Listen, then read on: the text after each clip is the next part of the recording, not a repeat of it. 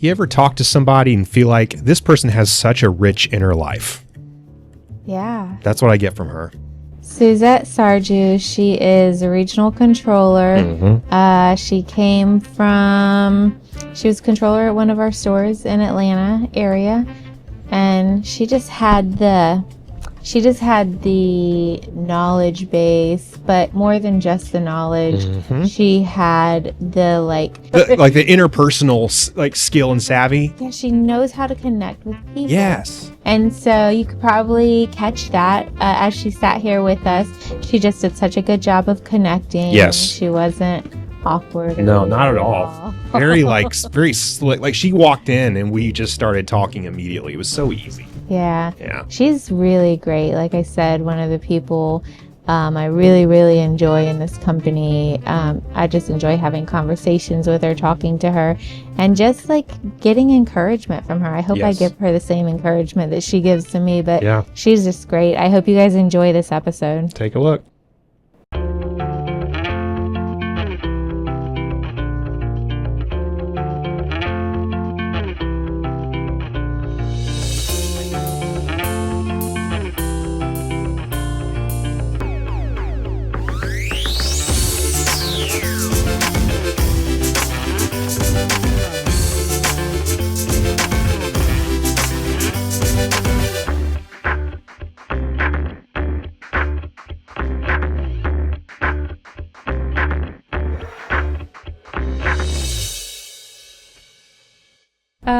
Anyway, all right, Suzette. Yes. Thanks for joining us on our podcast. Thank you for having me. Good to meet you in person, Caleb. You too. Let's talk a little bit about your career journey. Okay. Tell us more. Tell us how, before you ended up at Hudson, what did that look like, and how did you end up at Hudson? You know, throughout, especially this industry, a lot of the things that I've done, it's because someone has called me up and say, hey, I have this idea, right? Or this is going on. Are you interested in it? You know, if we talk about before Hudson, even when I spoke about moving to Atlanta, it was just someone that I knew that just called me up and say, hey, at the time it was Hank Aaron, you know, and he's looking for, at the time they said a CFO, you know, and they'll relocate you to Georgia. And at the time I didn't know who Hank Aaron was, because I'm not a sports person, and I didn't even know what a CFO meant. All I knew was they were going to pay me twice as much as what I was making in Miami, and I was down for that, right? I'll try anything once. And so that's how I ended up actually deep into the automotive industry.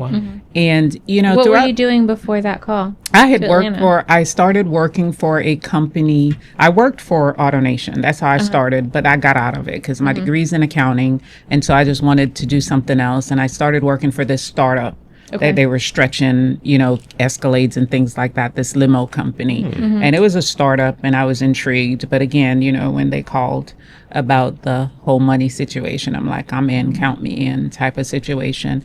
And ended up in Atlanta.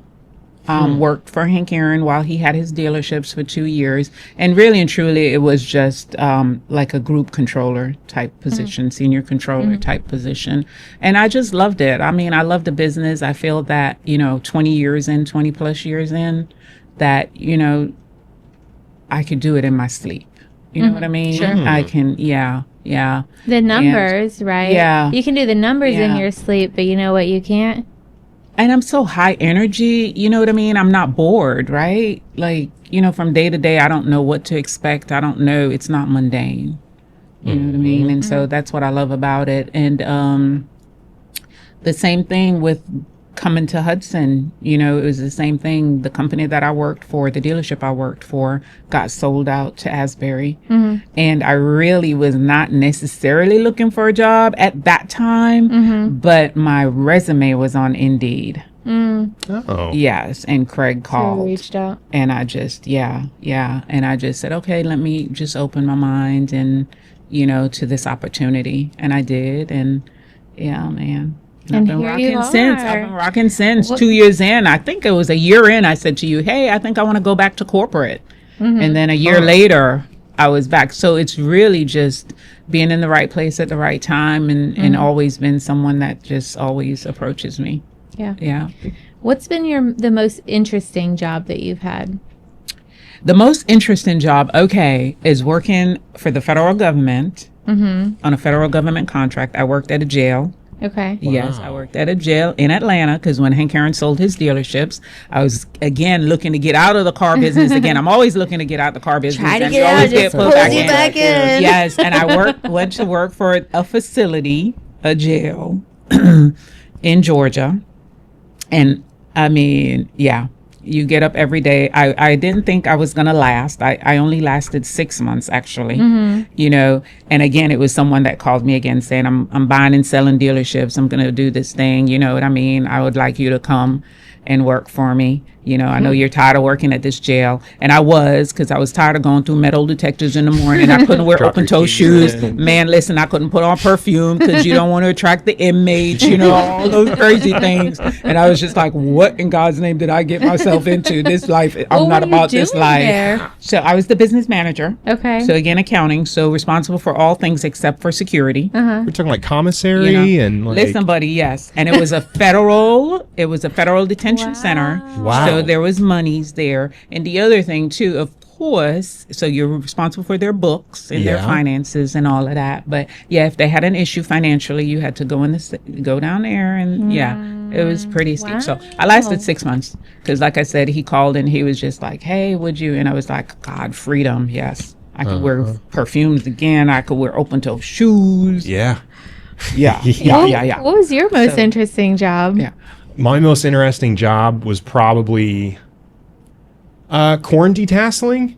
Okay. Yeah, corn detasseling. It's where you pull this thing off a stalk of corn. It turns it from male to female. It's for farmers, you know.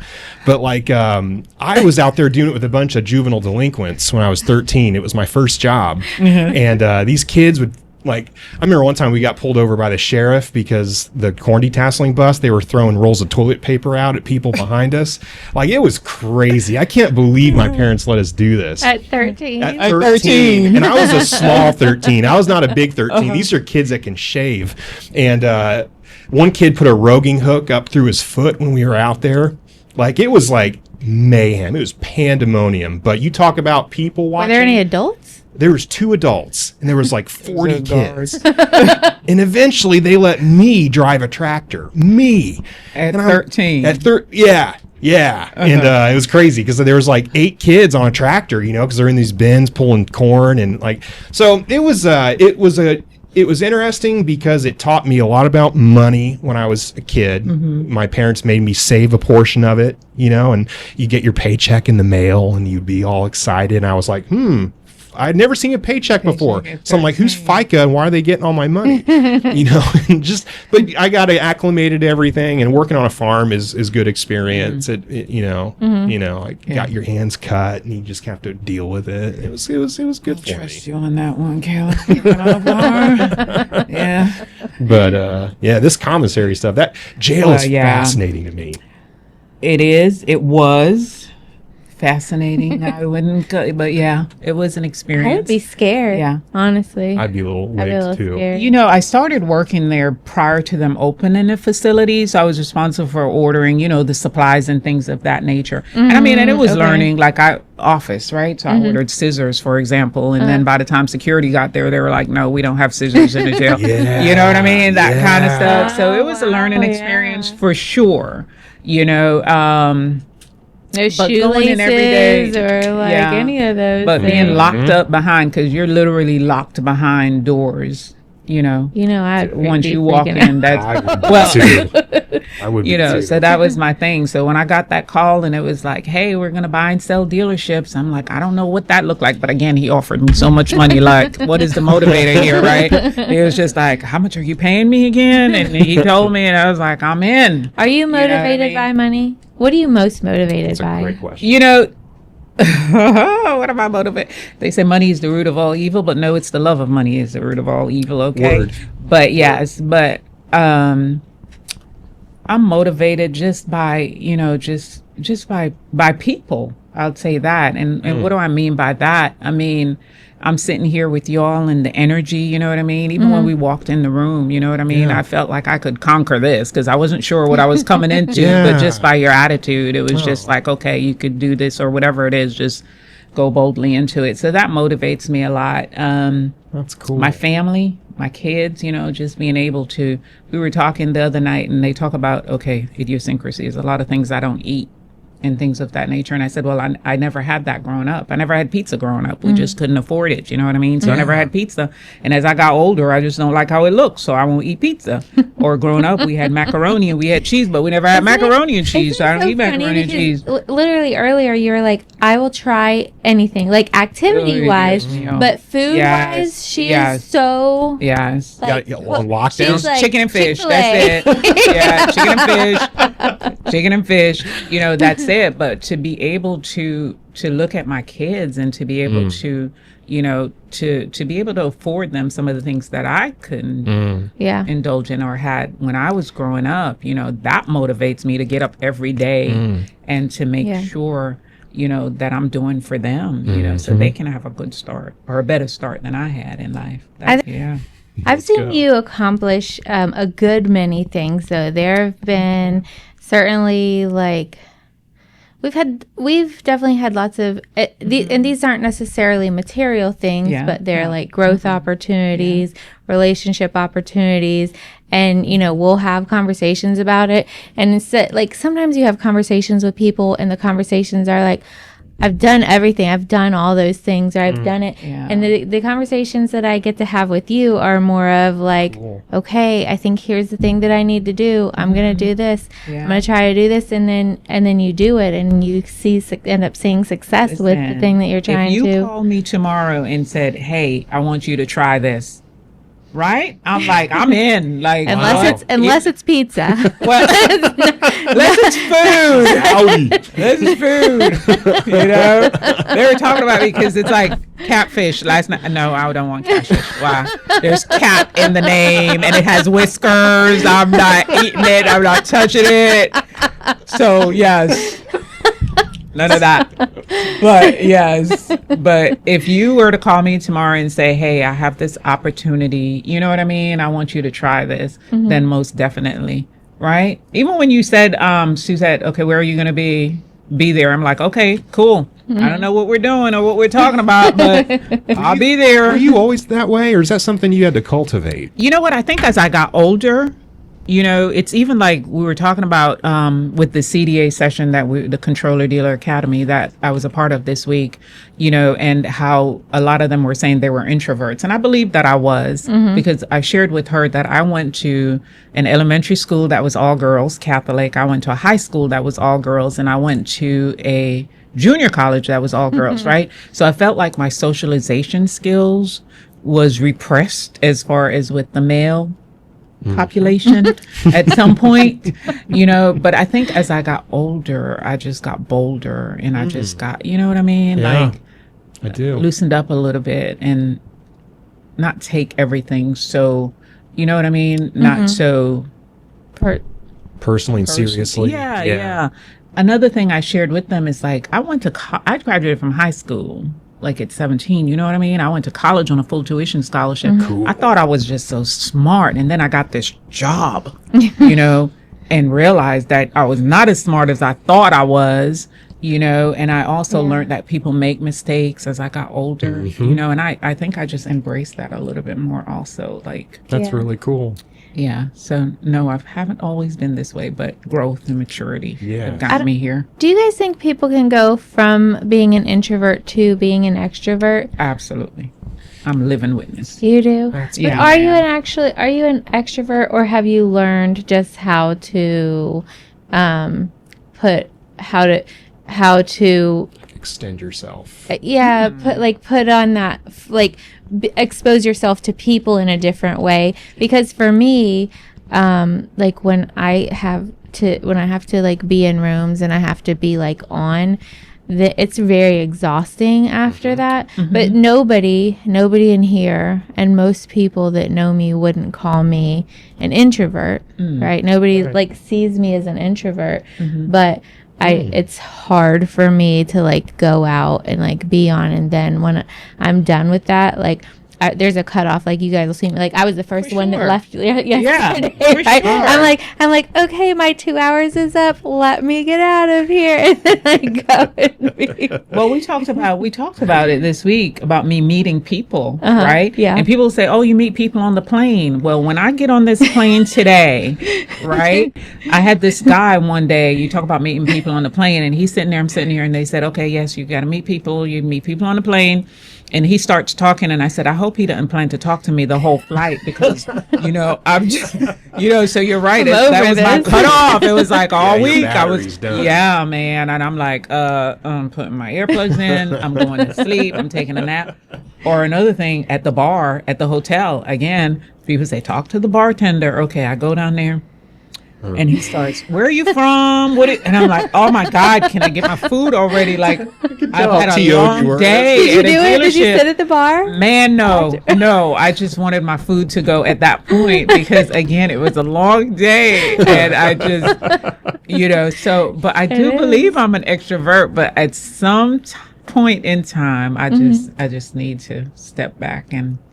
Yeah. I don't know. I wonder. That's a good question. It's like, can I change? I kind of feel like, do you ever feel like you're a walking contradiction? Sometimes I feel that way about myself. Maybe that's it then. Like I really do and am motivated by connecting with people, but I would not call myself an extrovert.